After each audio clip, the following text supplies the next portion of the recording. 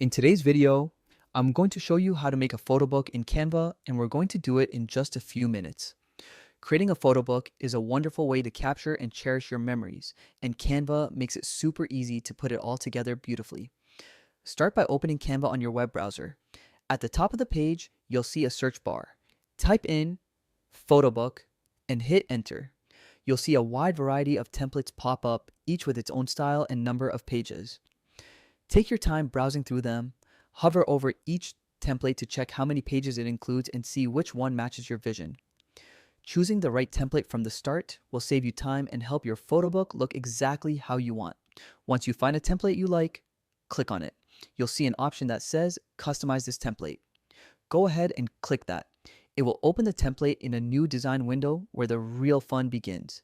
Now, let's add your personal touch. On the left side of the design window, there's a menu with different options. Click on the Uploads tab to add your own images from your device. Whether it's family photos, vacation pictures, or professional shots, you can drag and drop them right into Canva and they'll appear in your Uploads section. Here's where it gets exciting. To replace the existing photos in the template with your own, simply drag and drop your uploaded images onto the template's photo frames. Canva automatically adjusts the images to fit perfectly, so you don't have to worry about resizing. You can also experiment with the layout and try different combinations to tell your story the way you want. To make your photo book even more engaging, consider adding text captions to your images. You can write little stories, dates, or fun anecdotes that go with each photo. Canva also offers a variety of fonts and styles, so you can match the mood of your photo book, whether it's playful, elegant, or modern. Another tip is to use Canva's elements like stickers, frames, or shapes to highlight certain pictures or create visual interest.